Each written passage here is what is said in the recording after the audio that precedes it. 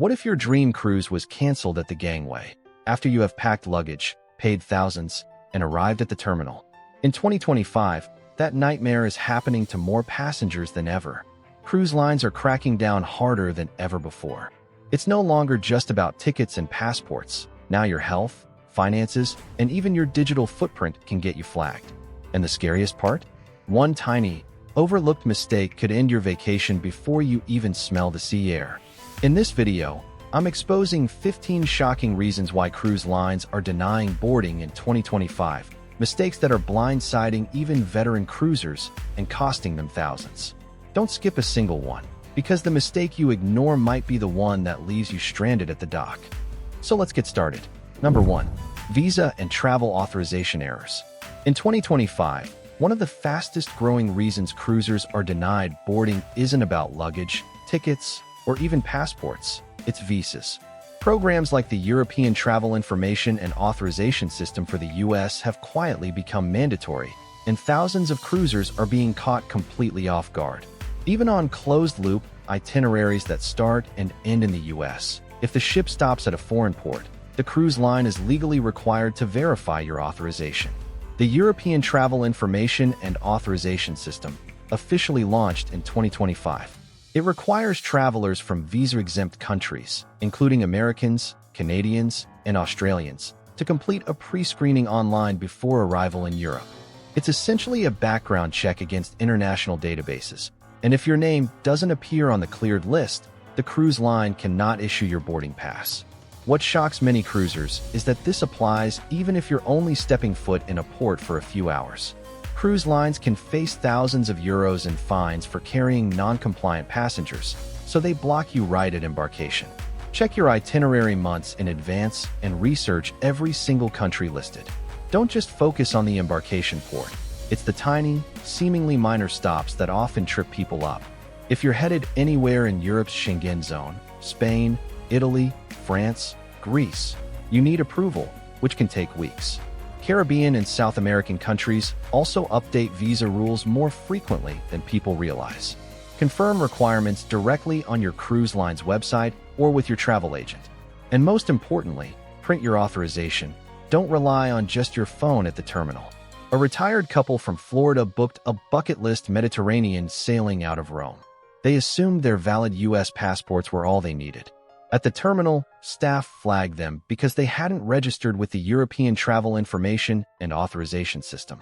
Despite their pleading, they were denied boarding on a $7,000 vacation.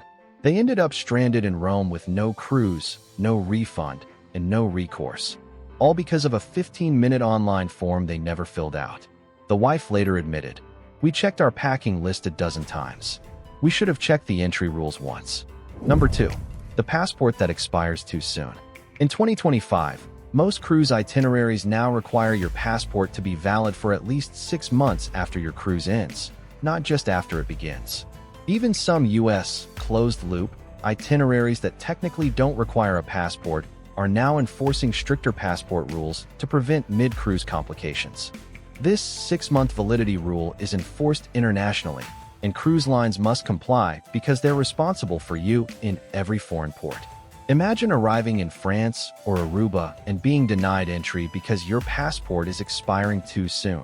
The cruise line would suddenly be liable to fly you home, cover fines, or deal with port security. Rather than face that nightmare, they check your passport at embarkation and deny you if it doesn't meet the requirement. What's worse is that many travelers don't realize children's passports expire sooner. Families often overlook this, only to be blindsided at the pier. The moment you book a cruise, pull out your passport and check the expiration date. If it's set to expire within 12 months, don't gamble, renew it. In 2025, processing times can still take 8 to 12 weeks, and expedited services are backlogged in many regions. A good habit is to treat passport renewal like trip insurance. Always get it done before there's even a chance of an issue.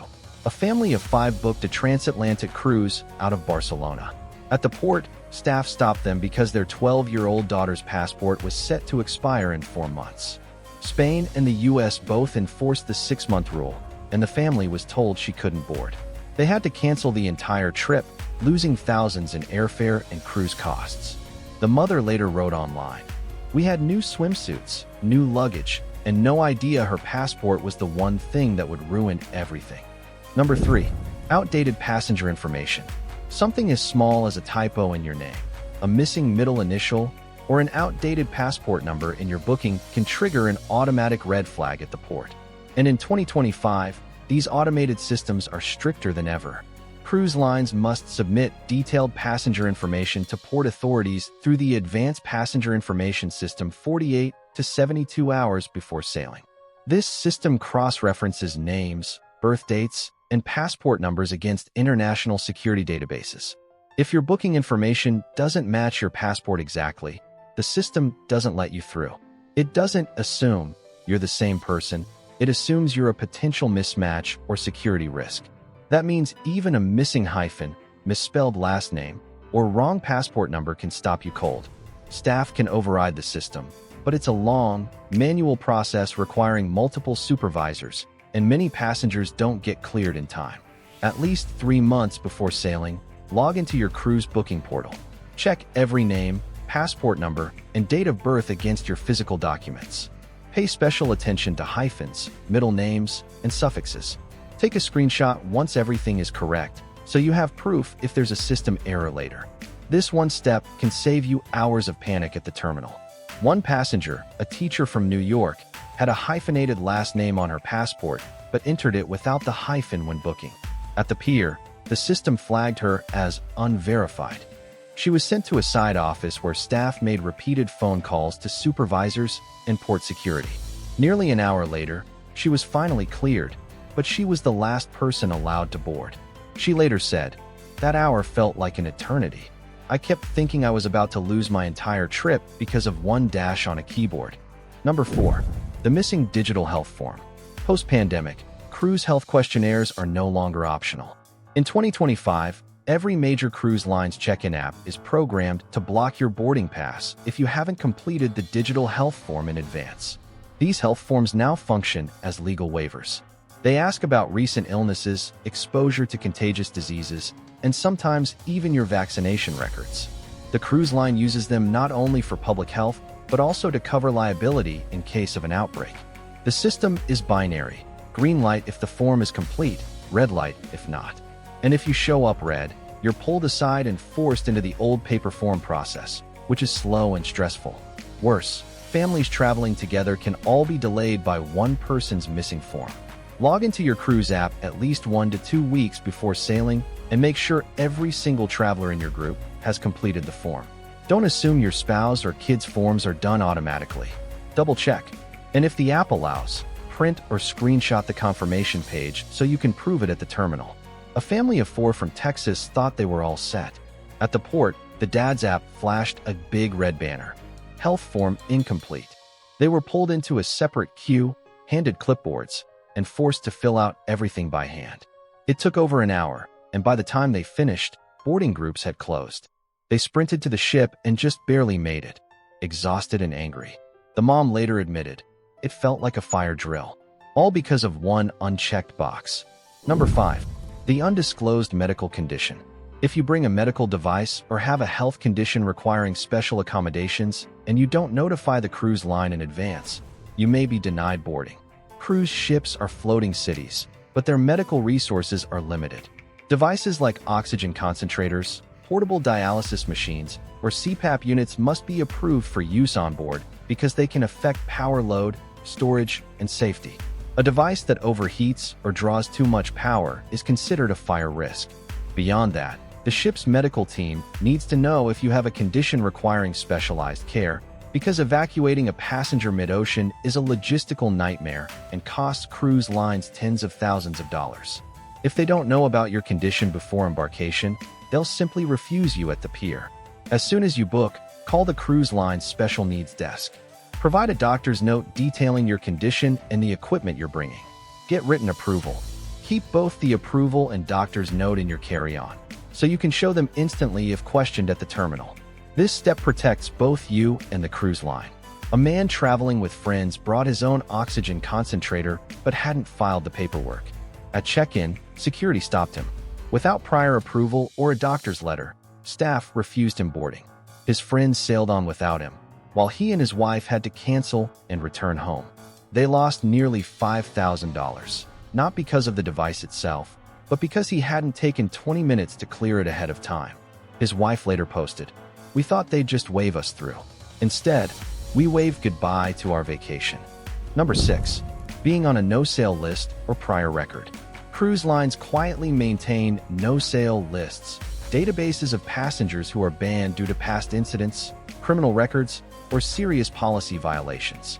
If your name is flagged, you can be denied boarding instantly, even if you've already paid in full.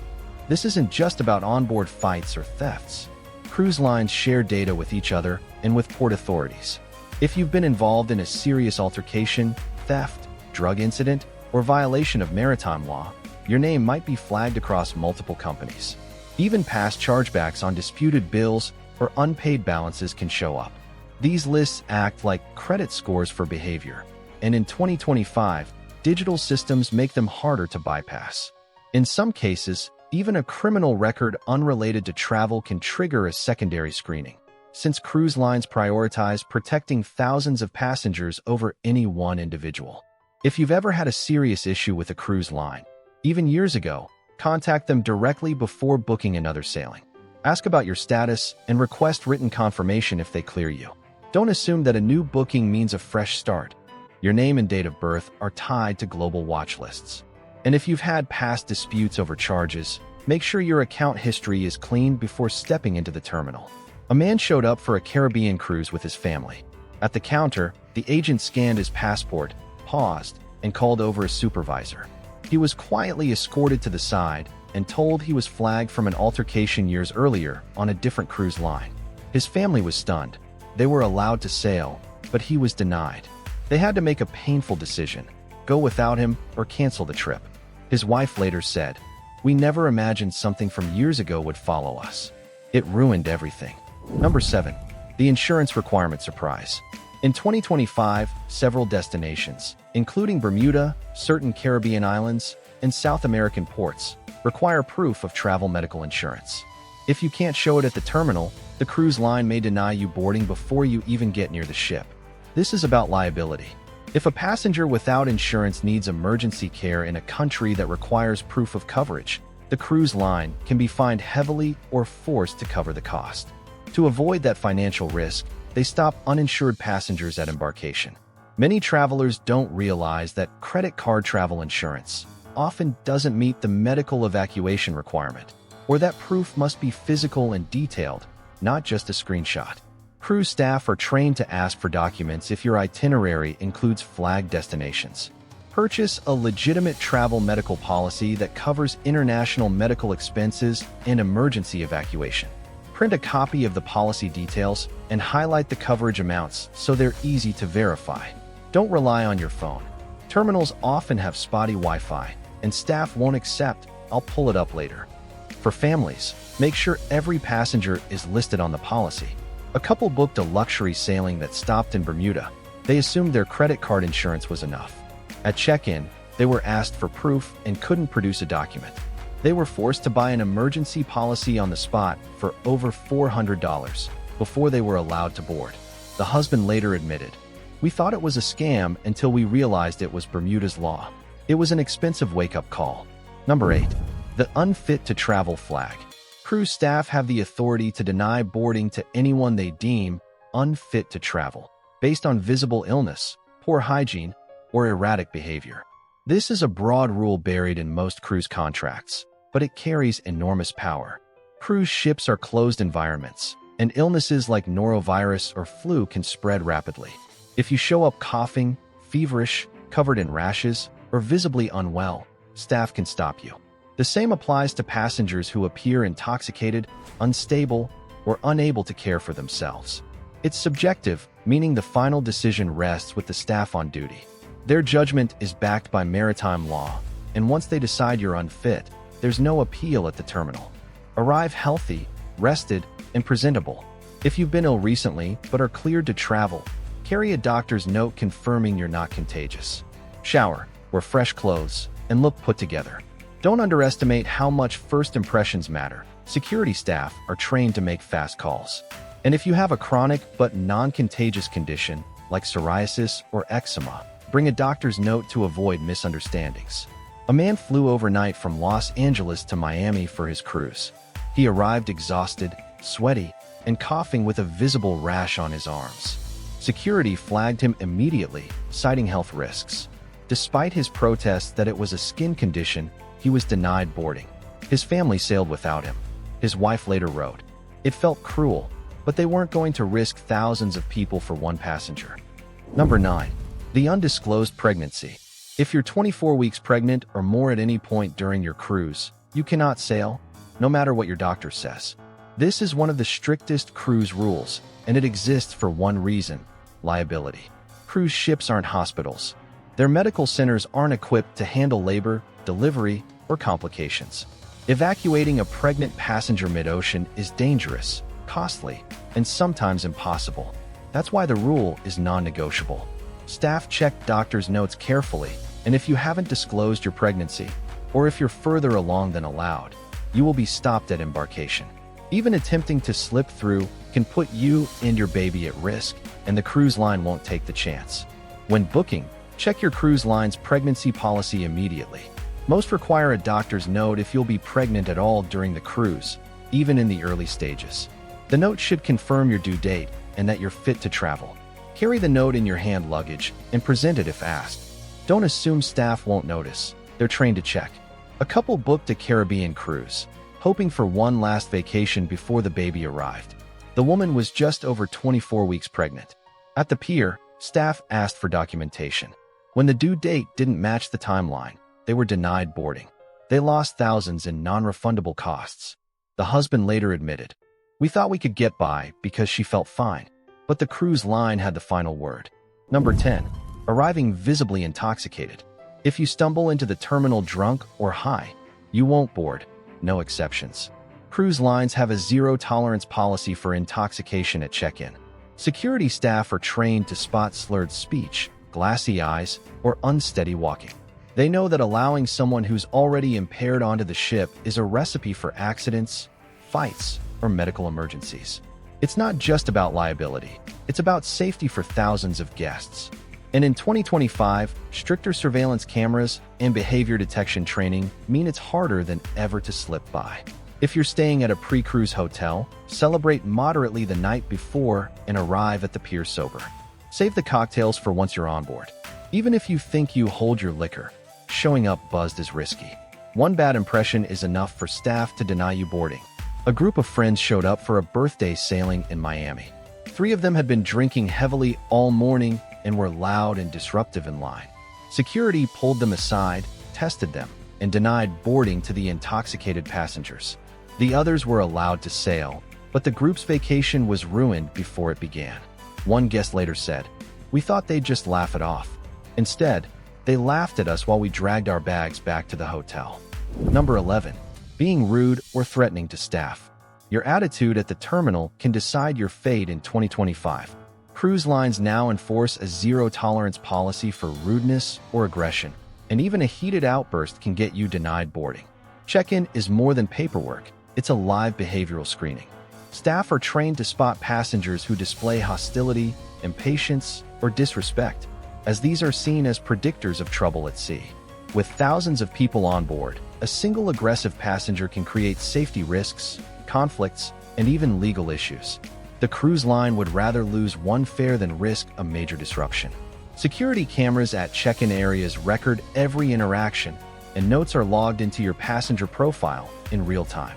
Even if you face delays, keep calm and courteous. If something goes wrong, a missing document, a tech glitch, or a luggage delay, approach staff with patience. Remember, they don't just have the power to help you. They also have the power to block you. A polite demeanor ensures smoother interactions, while an angry outburst can undo months of planning. In Fort Lauderdale, a passenger grew furious when his digital boarding pass wouldn't scan. He slammed his passport on the counter, yelled at the clerk, and cursed loudly. Security was called, and he was escorted out within minutes. His wife and children were devastated, but the cruise line refused to let him back. The staff later commented, "If he behaves like that here, imagine him trapped on a ship for 7 days." Number 12. The banned item that triggers scanners. Cruise terminal scanners in 2025 are smarter and stricter than ever. They're programmed to detect banned items, from irons and drones to multi-plug power strips, and sneaking one in can get you flagged or even denied boarding. The biggest fear at sea is fire, and many banned items, like heating blankets, steamers, or faulty chargers, pose real ignition risks. Lithium-ion batteries in drones or hoverboards are another major hazard. Security officers are trained to treat concealed or undeclared items as potential smuggling attempts, not accidents. Hiding items in shoes, pillows, or electronics cases is considered a deliberate violation of policy, which can escalate your case from a confiscation to outright denial. Always check your cruise line's prohibited items list before packing. These lists are updated frequently and can vary slightly by line. If you need extra outlets, buy cruise-approved USB power hubs. If you travel with electronics, use only certified chargers. Never try TikTok packing hacks that suggest sneaking banned items. Staff have seen them all.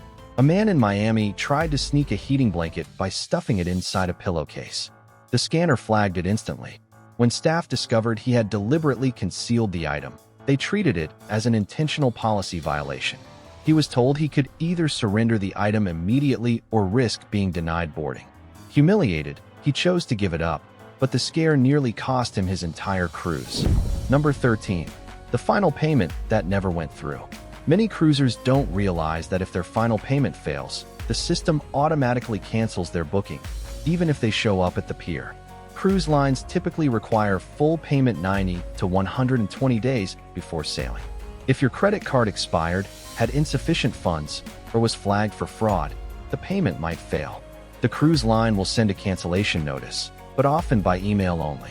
If you miss it, you may arrive at the terminal only to find your cabin sold to someone else. Staff cannot reinstate canceled bookings at check-in. Once the system closes, you're out. This oversight happens more often than you'd think, especially with travelers using new cards or relying on autopay. 2 weeks before your final payment is due, log into your cruise account. Confirm your balance is paid, your card is active, and no errors are showing. Set reminders on your phone or calendar. Always double-check for confirmation emails showing paid in full, and save them as proof.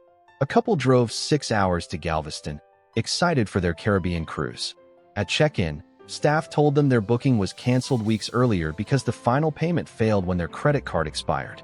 They broke down crying at the counter, but staff could do nothing. Their cabin was already resold.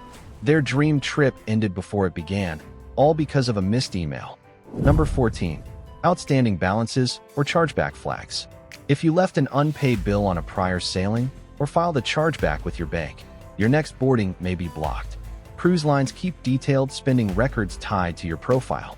If you disembarked without settling your onboard account, maybe an unpaid bar tab, spa charge, or specialty dining bill, that debt doesn't disappear.